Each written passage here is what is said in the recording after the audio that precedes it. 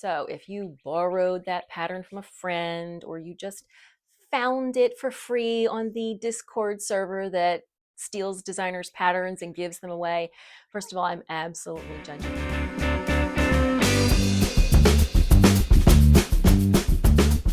Hello, knitting friends, and welcome back to the channel. I'm your host, Kristen, and today we are talking about pattern support. What is it? When do you need it? And how can you make the experience as pleasant and efficient as possible? So let's dive right in. So what is pattern support? Now, once upon a time, in the olden days, the 20th century perhaps, you would get your knitting pattern booklet from your yarn shop or your craft store, or you would get a pattern from a magazine, and you would tackle it. And if you had any questions, you were kind of out of luck. You might ask at your local yarn shop or maybe a friend of yours who knit, but you really had no way to contact the designer or the publisher directly with your questions. Now, I guess maybe you could call the publisher, and maybe they could contact the designer, but it would have been a very long and convoluted process. Today, though, we have email and we have a lot of digital patterns. And that means that pattern designers are far more accessible to knitters than they were in the past. And so basically, pattern support is contacting the designer of a pattern directly if you have a question about the pattern. So if you follow me on Instagram, you know that I posted a reel recently about pattern support.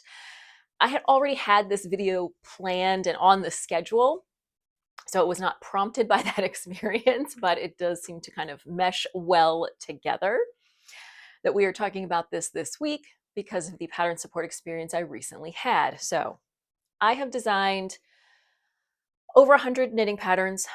I am not a very prolific or, have never been a very popular designer, but I do have the experience of designing patterns and answering requests for support. I've also, spoken to other designers. Other designers have shared their stories. So basically everything I'm going to say today is bringing sort of all those experiences together. But of course, as a caveat, I am only speaking for myself as a designer. I am not speaking for any other designers. However, we're just going to cover some general guidelines about pattern support that I think will be helpful for both knitters and designers.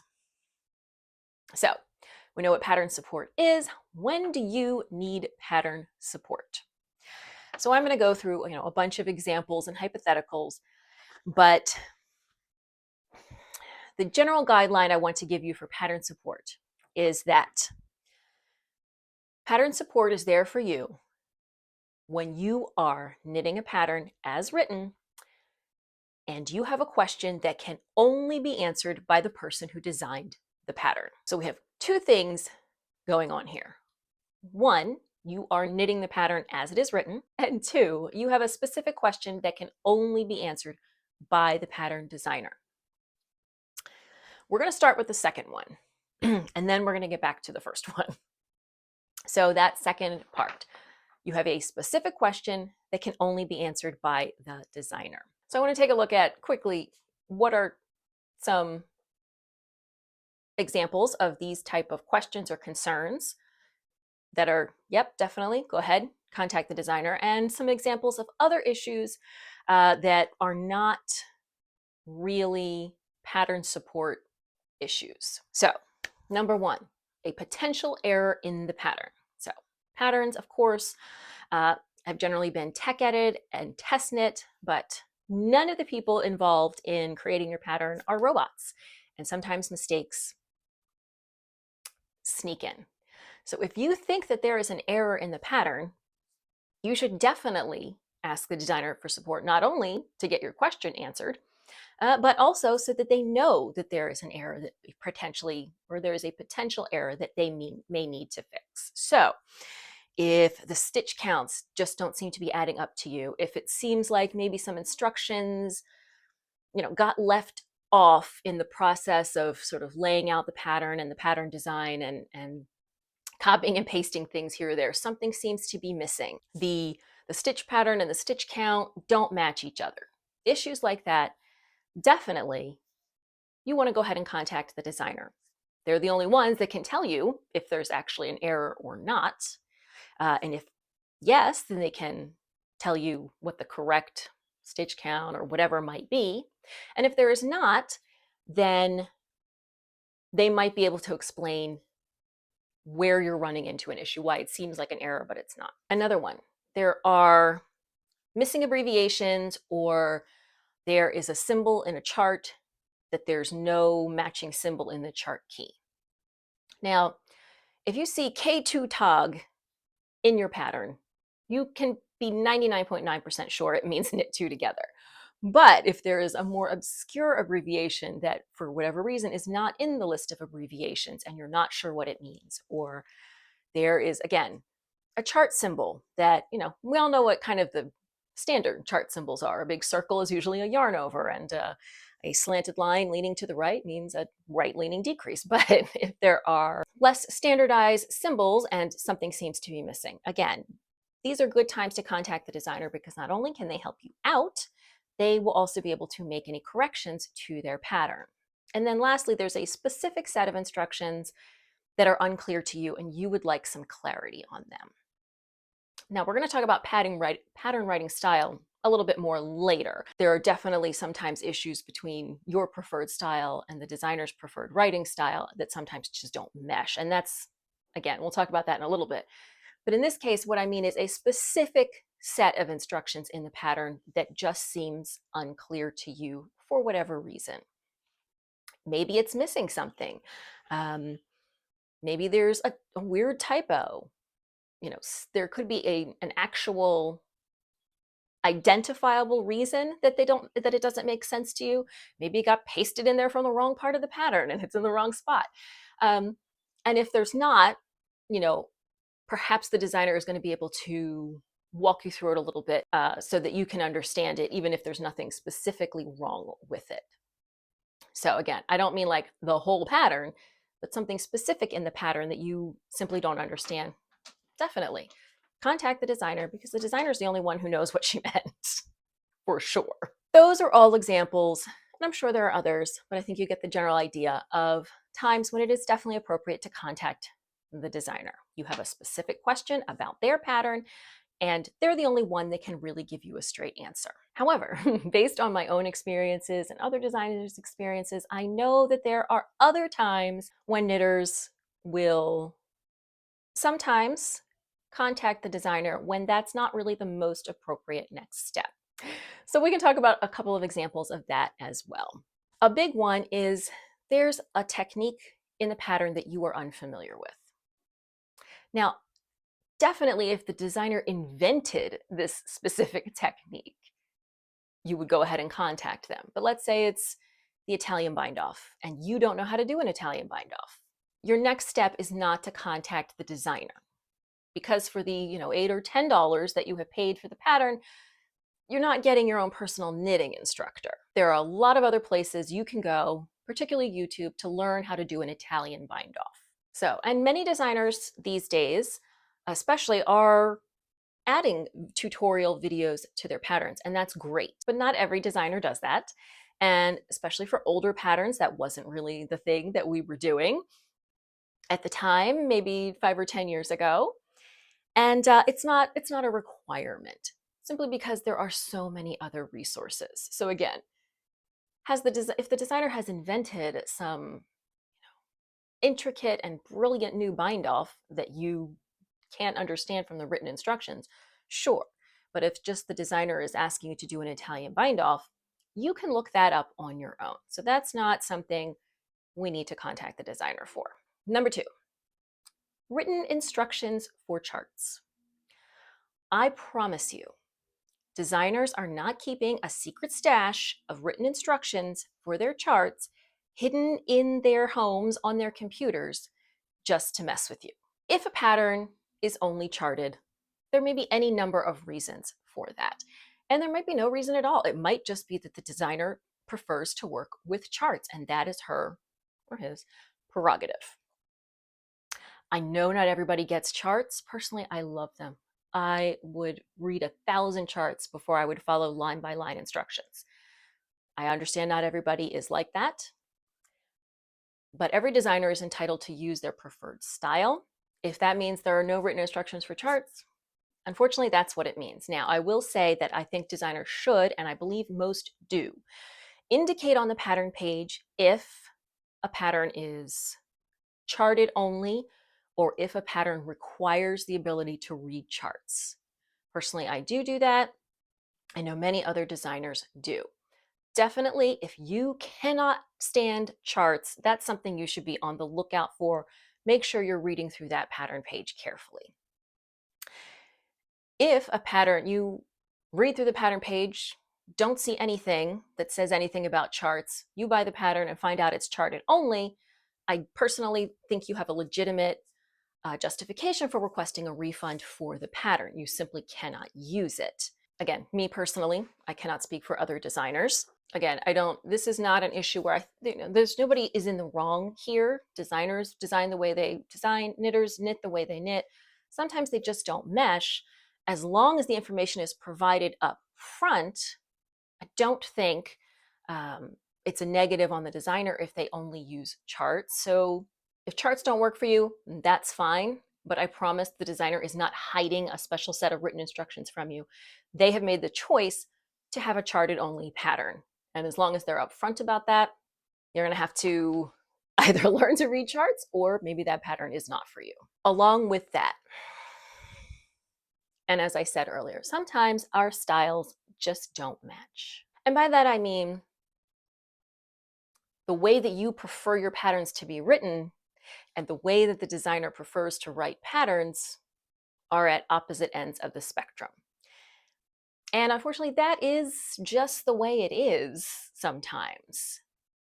For every person out there that prefers line by line instructions for every single row, there is someone like me. I would much rather it say, do this little bit of instructions and at the same time, increase every so many rows. I love that. I can memorize that in my brain and then my project becomes portable. You, however, might not like that. Maybe for you, a line by line instruction is easier. So again, this is another case where nobody is wrong. Designers have their style, knitters have their style, and sometimes they don't match. But what's not appropriate is to ask the designer to rewrite the instructions in your preferred style. So again, if it's just, this specific set of instructions right here, I don't get, can you help me with that? That's fine. But your whole pattern is written in a way I don't like. Can you please redo it? No. To that end, because I've seen this come up a couple of times recently on Instagram, please do not take the contents of a paid for copyrighted pattern and stick it in ChatGPT or Claude or whatever other AI machine is out there and ask it to rewrite it for you. Because you are taking copyright protected content and feeding it into the theft machine. So if you value designers' work, designers, plural, even if that specific designer doesn't write in a way you prefer. If you value the work of knitting pattern designers in general, please don't feed their content into the theft machine. And I know it's really tempting, and I know it sucks that these AI systems are designed to steal and not protect information. It really sucks, but please don't do that. So those are the examples I have for specific questions that can only be answered by the person who designs a pattern and other issues that are not the responsibility of the designer to address. Now let's go back to the second part of the initial guideline that I laid out, which is that you are knitting from the pattern as written. If you are making major changes to a pattern, you cannot look to the designer for support in making those changes. I don't mean you're making the sleeve a little longer, or, I mean you are trying to knit a fingering weight pattern with a worsted weight wool. You are changing, a crew neck to a V-neck. You're making a pullover into a cardigan. You are making major changes and you are no longer essentially working from the pattern. That is not to say you shouldn't do those things. You absolutely should. You should make every pattern work for you. And it's great to experiment, to learn new things. And you will actually find many designers have, maybe courses or tutorials on YouTube, other things to help guide you through the general process of changing your gauge or adding bust darts or changing a neckline. But asking them to provide one-on-one guidance to do those things is sort of outside the bounds of the customer retailer relationship. And even if, in some cases, designers might, in theory, love to be able to help you do that, but especially if we're talking about some very popular designers, they simply do not have the time or the resources to help every individual rework their pattern to their personal gauge or grade between sizes and things like that.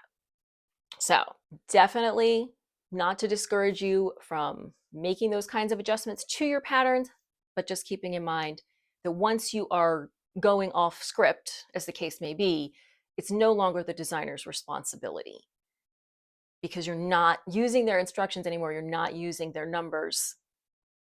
You've created something different. Maybe it's a hybrid, but it's still different enough that the designer is not really able to help you through that process individually. But again, there are lots of resources on YouTube. Notice some people are blogging again. I love that. On blogs, e-courses, knitting classes that can help you do those things. Just not the specific designer of the specific pattern that you're working on. All right, we've covered when you should contact the designer. Once you have made the decision to do so, how can we make that experience both pleasant and efficient? Because let's face it, you have run into a problem with the pattern. You're very eager to move forward. You want to get answers as quickly as possible. So, this is not actually on my cheat sheet, but I remembered it while I was putting my makeup on. Starters, make sure you contact the designer the way they say they want to be contacted. So, if their pattern says, please email me at da-da-da-da-da for pattern support, don't message them on Instagram. Don't message them on Ravelry. Contact them the way that they have asked to be contacted. And a major reason for this is that messages from other sources may or may not actually get to them. So Instagram sorts all of your personal messages into general, priority, requests from if you're not mutual followers, everything's going to pop into requests. And then there's like hidden requests behind that. That is not a way to contact people. And Ravelry, a lot of, designers, other than going in to upload patterns and things, don't spend a lot of time on Ravelry. So if they ask you to email them, please email them. If they ask you to contact them on Ravelry, that's fine. Obviously, do what they ask you to do. Try not to go off book here. That way you make sure your message actually gets to them. All right. So going back to my little cheat sheet. My number one tip for contacting designers for pattern support is to be as specific as possible. So for starters, please tell them the name of the pattern. I have gotten emails that are like, not like no, hello, nothing. I don't understand what it says on page 2. Nothing else. Literally, that's it. And as I said at the beginning, I have over 100 patterns, and many designers have a lot more than that.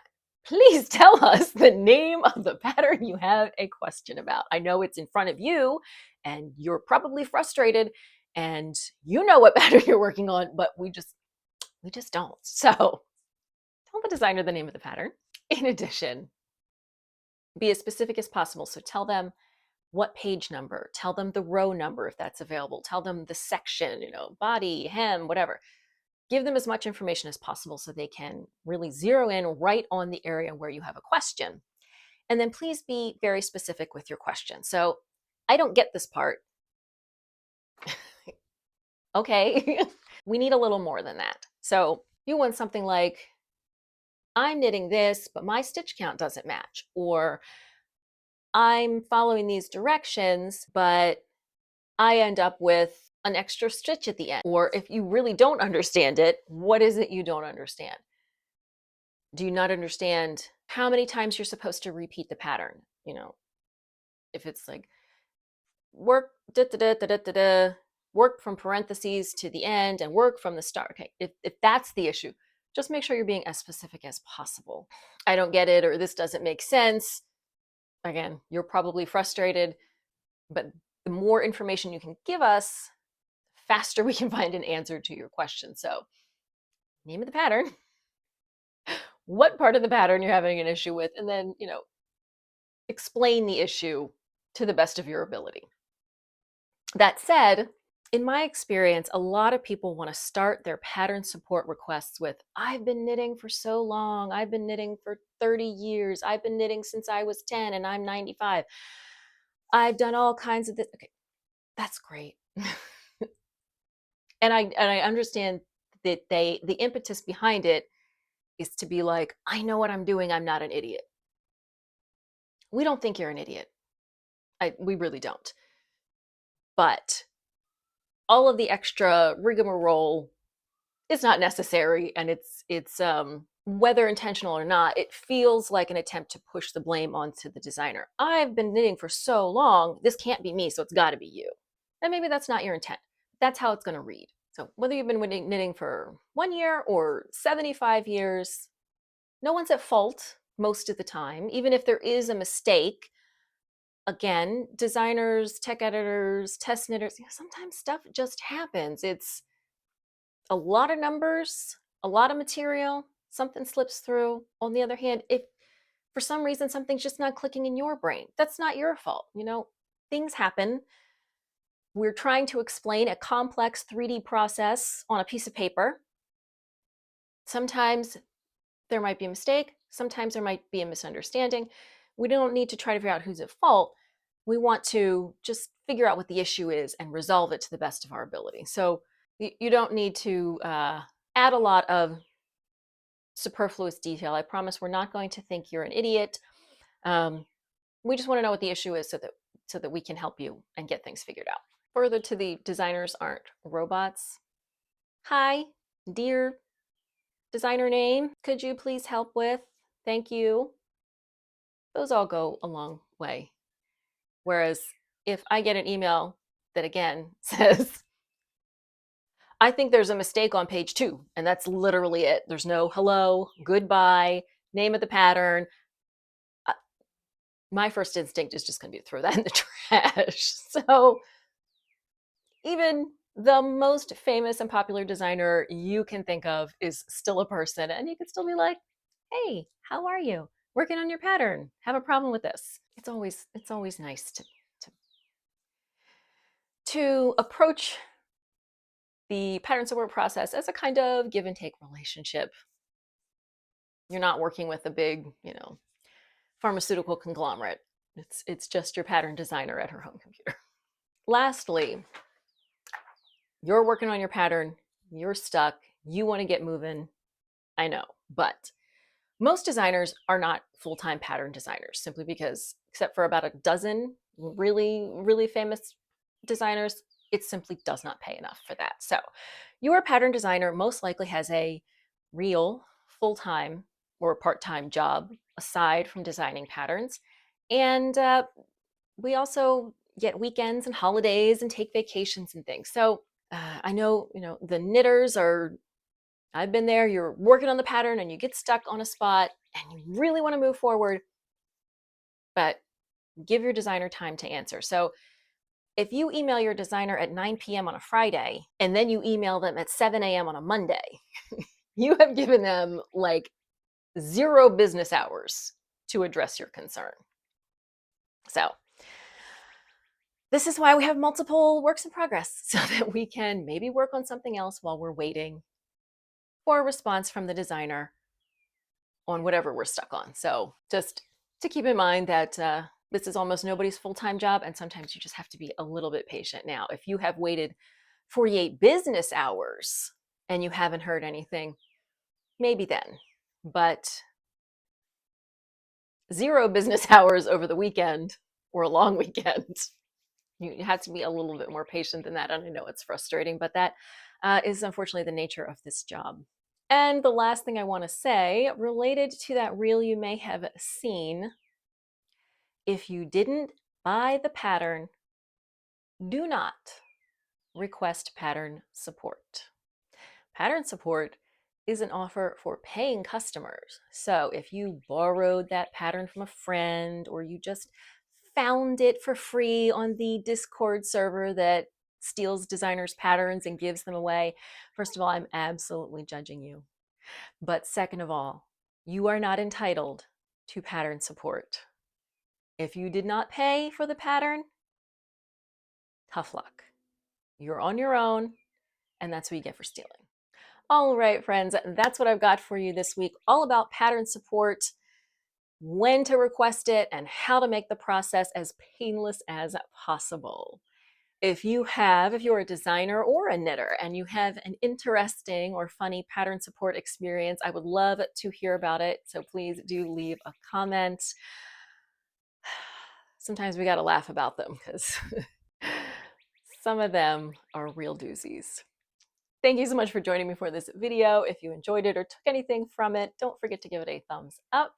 And don't forget to subscribe. New knitting videos here every Saturday. If you're looking for me on social media, you can find me on Ravelry and Instagram as Media Peruana. And I will see you soon in another video.